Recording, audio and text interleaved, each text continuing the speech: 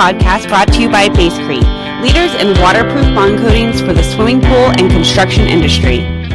Thanks for joining us on another episode of Pool Magazine Podcast. Today we're chatting with two leaders at opposite ends of the spectrum in the pool industry who work pretty closely with one another. Today we're talking with Vito Mariano, president of Basecrete, and one of the leading mosaic tile artists working in the pool industry today, Danilo Bonazza. Truly a pleasure to have both of you with us today. Thanks for joining us. Joe, how are you, Joe?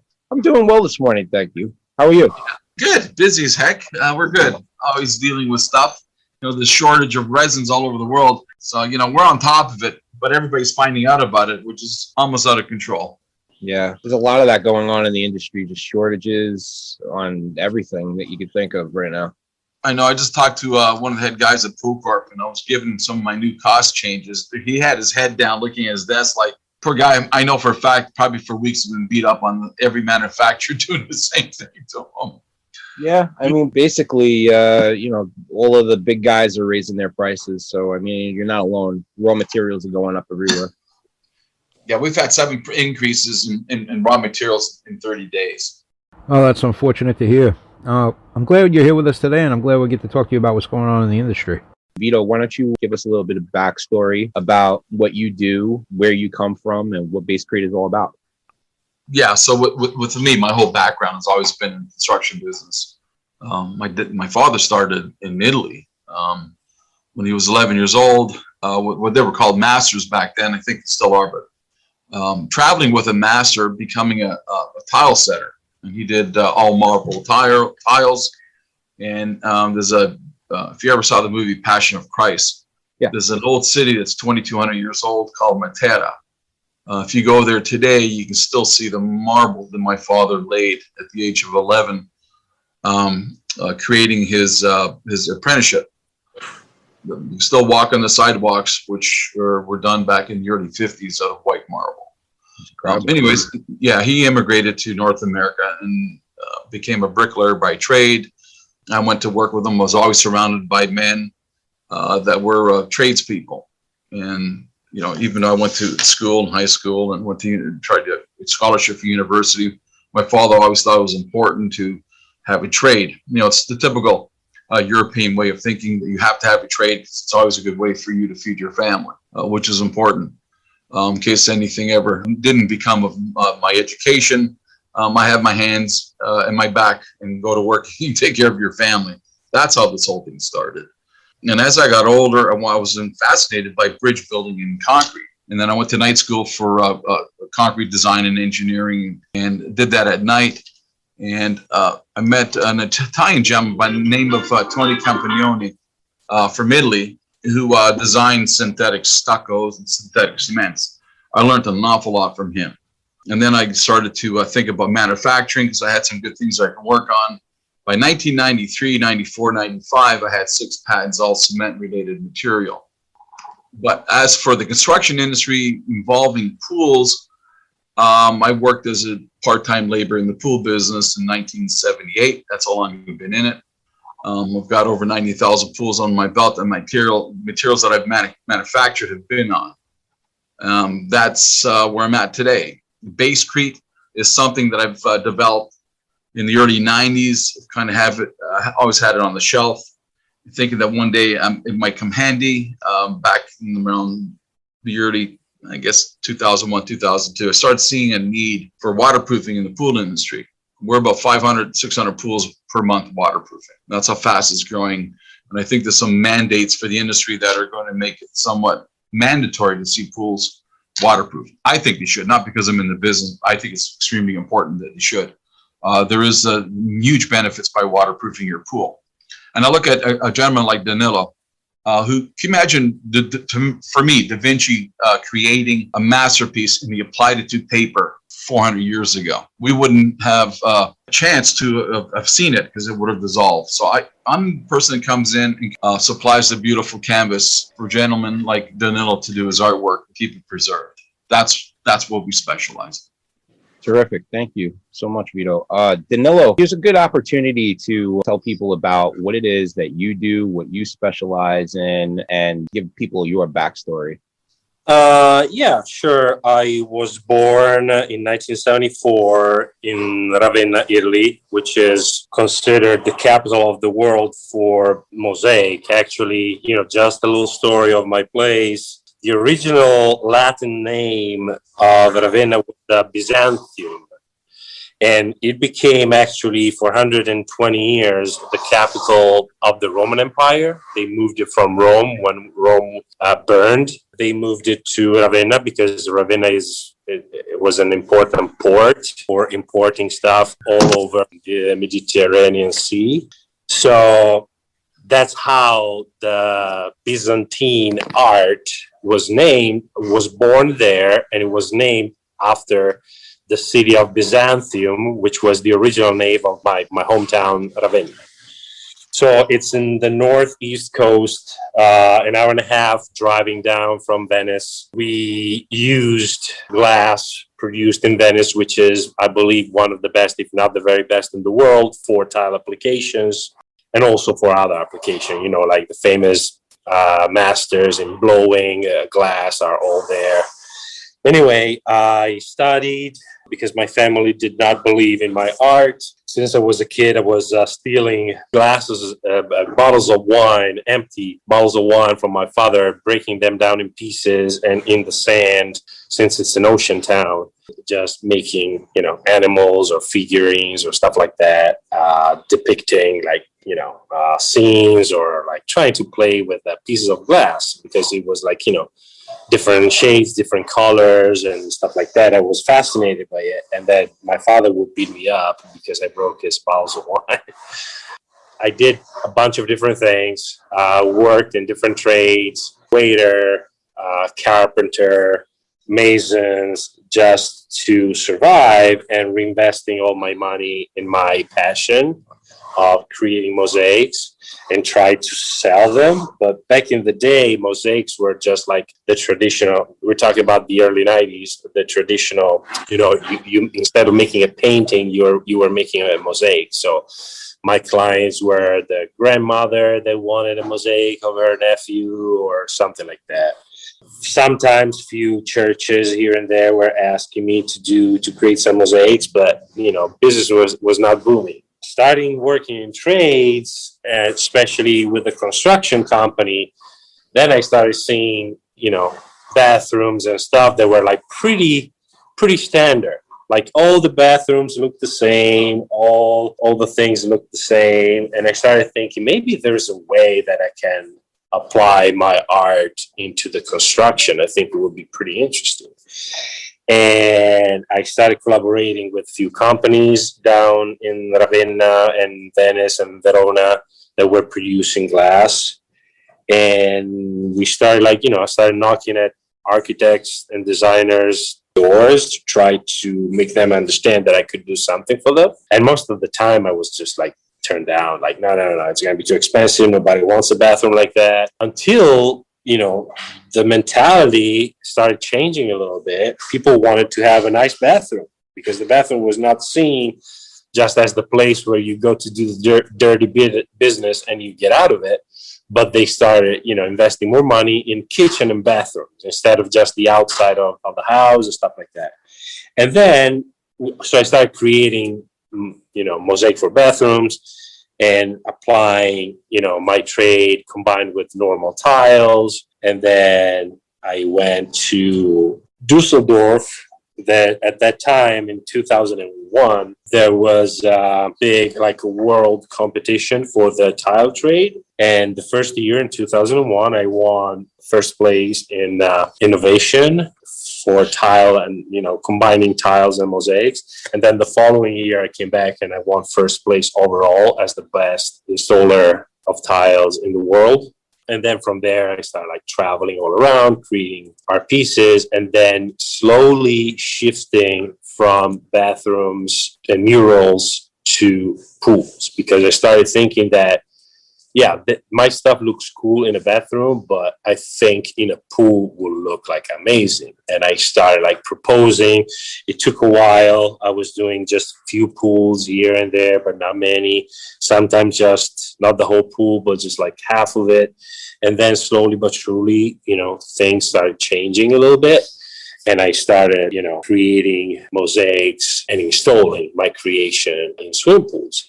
So I started learning very quick that you cannot just apply glass or stones or whatever it is, mosaic in a swim, just like that, straight on the cement. There has to be some sort of protection. Otherwise, everything will pop pretty soon. So then I started doing researches and, what to apply. And slowly but surely, I figured out that the best solution would be a cement-based waterproofing system. And when I moved to the States, I started doing researches in what's available here. And then a few years back, I met Vito and he showed me his materials, which I started doing my test, my personal test. Unfortunately or fortunately, I do not usually believe what the different companies they just tell you, the quality control and everything else. It's great, but is it true? I don't know. So just like that, I did not believe Vito either. I'm straight honest. So I started doing my own tests with other materials and stuff like that. And Basecrete came out on top in pretty much every single things that I was testing. The waterproofing first, but not just that, even bonding on top of other cement material, it bonds incredibly well. It really sticks to it. And then bends, it has some sort of like, anti-fracture and elasticity properties, which is great. And I started using it mostly with fiber mesh because I believe, in my opinion, it's the best combination, using a fiber mesh and using Basecrete together. At the end of the day, pretty much as a result, you have one full thing, one full protection with no interruptions. And it works as an anti-fracture system also, which is great. So pretty much, kills two birds with one stone. And that's how I started using it and using it more and more and more. And then thanks to Vito, talking to him, he told me about colloidal silicates, which he produces as well. And that's another component that I always recommend. The way that I do when I get on board on a project, it doesn't happen all the time, but hopefully, and that's my suggestion for the pool trade as well, to get in touch with me before they actually create the pool. Because I create my designs based on the shape of the pool, but we can also create some of the shapes of the pools based on the designs that we want to have at the end. So it's a combination of the two things. And when they use, they pour the shotcrete or gunite, depending on, what they choose to use, I recommend to get me on board even before that so I can go on site 24 and 48 hours after they pour the gunite to go and spray the colloidal silicate because, and Vito, correct me if I'm wrong, but as far as I know, that's the best, that's the sweet spot, 24, 48 hours after pouring the gunite, because that's where the whole changing of the structure of the concrete and the vast majority of the drying happens. So that's really the sweet spot to hit it with the colloidal silicates. But if that doesn't happen, as far as I know, cement and concrete never stops working. We, as a standard, we decided to use the 28 days drying period, but that's actually not true. Let's say 28 days is the safety period. Like after 28 days, we are pretty confident that vast majority of the drying of the cement already happened. You can start working on top of it. So applying whatever material you have to apply, you are pretty safe. But as far as I know, cement keeps working. So even after 20 years, the cement keeps elaborating, keeps working. The molecules keep shifting and attaching and bonding with humidity, with water, with everything else. So even if I'm not cold prior to the pouring of the gunite, and I they call me when the gunner is already done after 1 or 2 months or whatever. First thing that I do is always applying the colloidal silicate to make sure that at least there is a little bit of strength and usage for the colloidal silicate to take action into the molecules of the cement. On top of that, I go with my preparation based on how off the pool is. I usually use a cement-based product, Basecrete, again with the fiber mesh, and then on top of that, and I usually use 2, if not 3 coats. I think it's the best solution. On top of which I install my mosaic with the epoxy materials and grouting, and you're just going with that pumper like 2-3 times, and you put the entire pool shell with an application of Basecrete. Yeah, I personally prefer troweling the Basecrete. Is there a certain reason why you use one method instead of another? Yes, the reason is it's like, to me, the kind of finishing, it's very, very important. Obviously, the surface has to be as smooth as possible to apply mosaics, because the mosaics are so thin that you can't really play with the thin set or the epoxy adhesive that I'm using. Mm-hmm. So it has to be as smooth as possible. And you can achieve that level of smoothness only troweling, knowing very well how to trowel cement or thin set, or doing the coats. And over the years, I learned that pretty well. I mean, I know Vito is probably one of those rare guys in the industry. He's a manufacturer, he's a CEO, but he's not sitting up in his ivory tower. He's actually out there on the front lines teaching guys how to apply the product that he sells. Well, I'm an applicator by trade. I've never been able to sell anybody anything that I manufacture unless I'm probably about the best at applying it. Going back to Danilo's installation with a trowel smoothing out is ideal for what he does. The other way is to apply it for plaster. It's a different process. You have to create a surface concrete profile, and it's a CSP, concrete surface profile of minimum of 8. The rougher the surface, the better adhesion you're going to get with plaster. In Danilo's situation, he needs to have perfect walls. The only way you can achieve that is by troweling it. As for getting dirty, that's my number one thing I love doing. I'm not an office person, never have been. I like to get in my lab and do crazy stuff when I'm bored, with a cigar and a bottle of wine, now rum, thanks to Danilo. And, I get out there and I jump in the holes with everybody. It's my element. I love doing it. I think trying to sell somebody your product with a suit on doesn't go very well. I don't want anybody to feel, I don't want to disrespect anybody by showing up that way either. I show up in my grubs, I jump in the hole, I sweat it out, and I get dirty with them. What really people appreciate about what you bring to the table, Vito, is that there's a element that comes from the construction side that you're able to bridge that gap and talk about the product, speak intelligently about the construction and concrete industry. All right, but you're also on the front lines with them, and what it's like to be in the hole.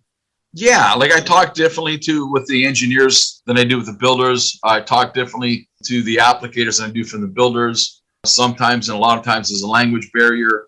I bring in one of my languages. I speak a few of them, some better than others. If not, I get somebody on site with me that can do an interpretation, an installer, and I equally respect all of them the same way at the same level. Yeah, my passion is still making sure the guy doing the application, the person doing the application, it's important for me to make them feel the same way I do everybody else. My heart probably goes to them more than anybody because they're the ones slugging it out. In this wonderful temperature, we seem to work in an awful lot. Rain, snow, heat, humidity, you name them.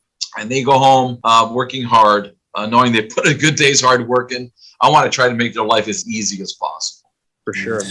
There's also, let me jump into it because I also think there's another element which is very important.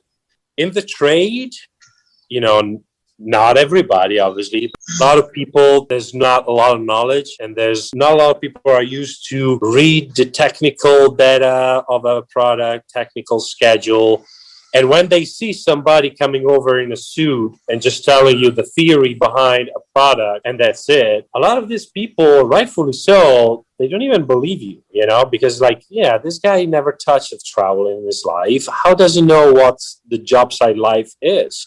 And how does he know the challenges that I go through if he's just a laboratory rat that just studies stuff into his own, pollution or pollens or dust-free environment?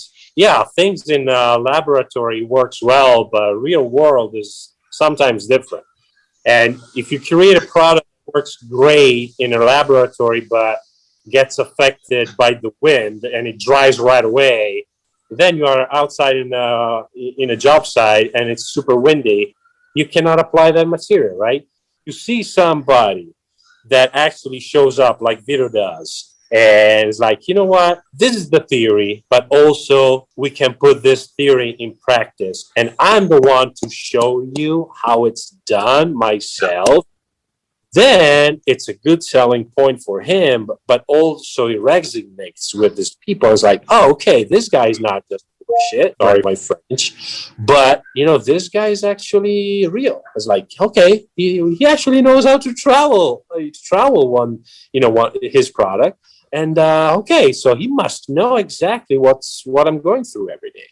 So it's important. Here's a really good story. I always take this to heart, and I always think about this. My father, God bless him, taught me years ago, no matter how long you've been in the business as a tradesperson, no matter how good you are, never show up on the job site with new boots and new tools, because they'll always look at you and lose a little bit of respect and always think you're an amateur. So to this very day, if I have to buy new tools to go out and do some training, set the rollers and new boots, I've always scuffed them up. I've always made my new tools look a little dirty, as if they were used before. Actually goes a long way on the job site. Yeah, for sure. First thing people look at on the job site, believe it or not, if you look at their face, are new boots. So when you go to the job site with new boots, the first thing they look down and look at your new boots, and the first thing they think, I know they do, is this guy doesn't know anything. So I always take that to heart when I'm going to the job site, making sure my boots are dirty and my tools are just as dirty. I always see you two communicating about a different project that Danilo is working on. Danilo, can you give us a little look-see as to what you're working on right now? I know you're working on some kind of mosaic tile project on the job site right now. Yeah, I'm installing a round installation in the steps of a swimming pool.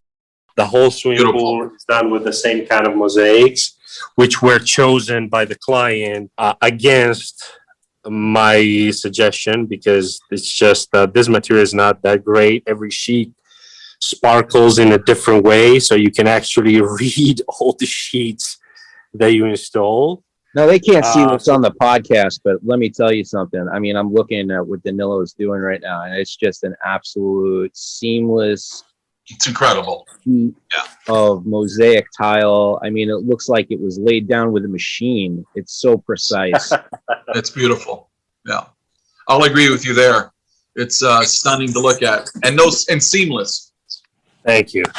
Absolutely. Thank you. I always try, always try my best. Even again, just like in this case, the material is not optimal to work with, but you have to, you have to give 100% every time. Doesn't mean that, that results into perfection, but just give 100%.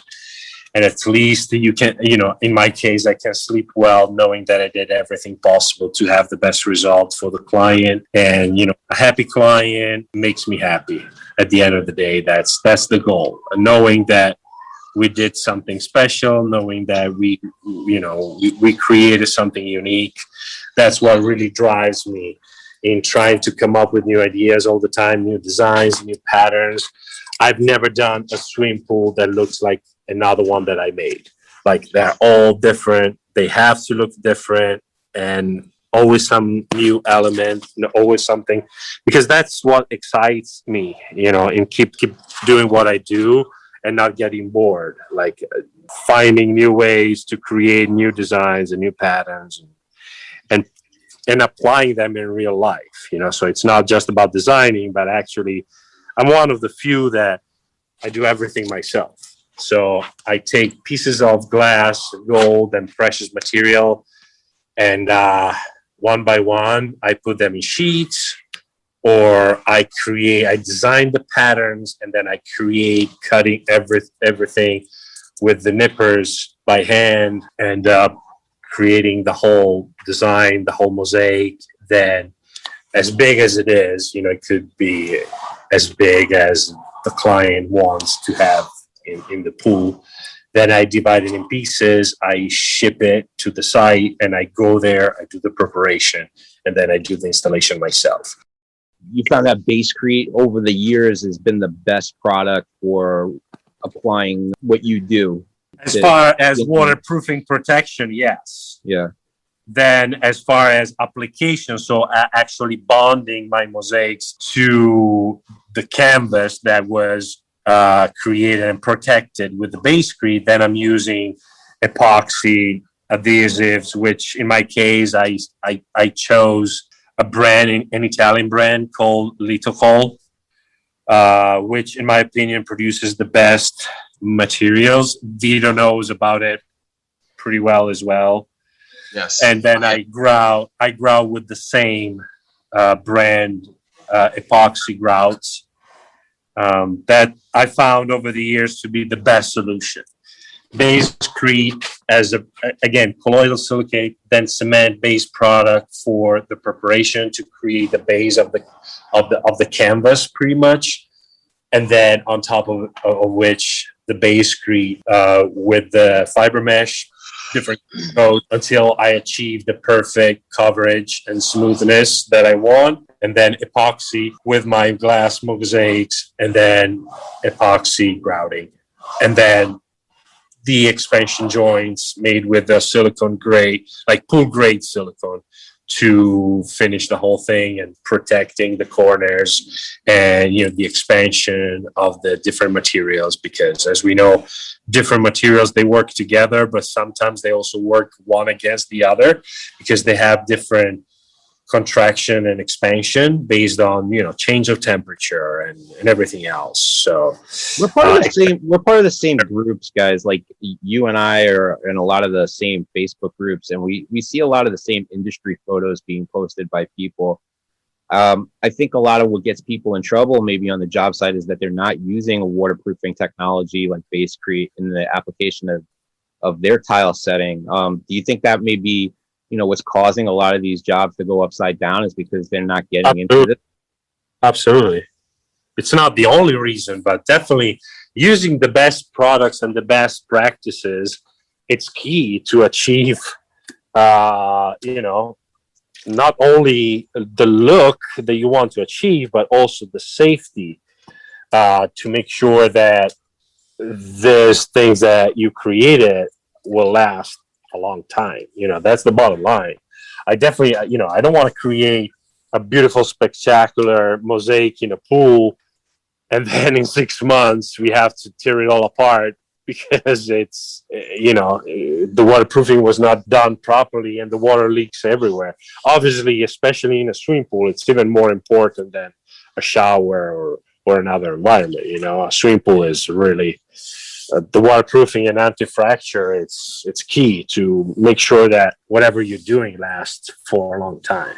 Yeah, I mean, the quality of concrete has certainly changed over the years. I mean, the densifier product that the Vito makes, do you think that kind of like turns back the clock a little bit to like the old school strength and quality of the concrete now? Absolutely. Yeah.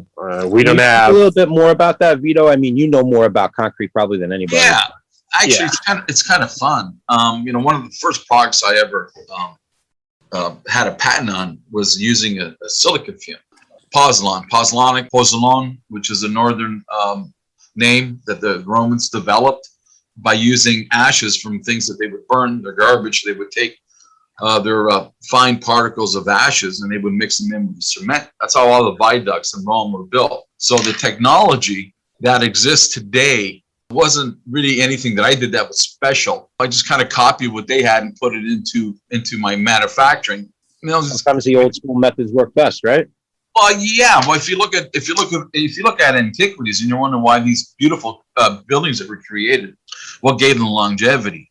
They were onto something way back then, a long time ago. Even going back to what Danilo was saying earlier, concrete to me is like petrified wood. If you put something, chunk of wood inside a river for 10 million years, it comes out rock because it's densifying with natural minerals. Concrete does the same thing.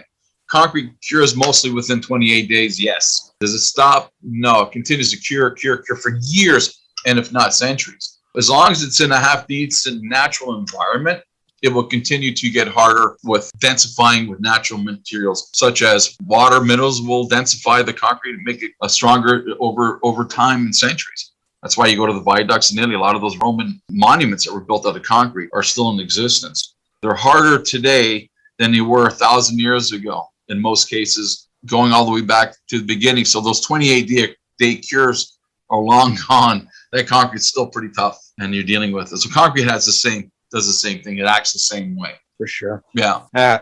You guys can't see this at home, but Danilo's been working pretty much the entire time that he's been talking to us. So, I mean, I really appreciate you hopping on the call with us today, Danilo, and taking out the time to discuss this.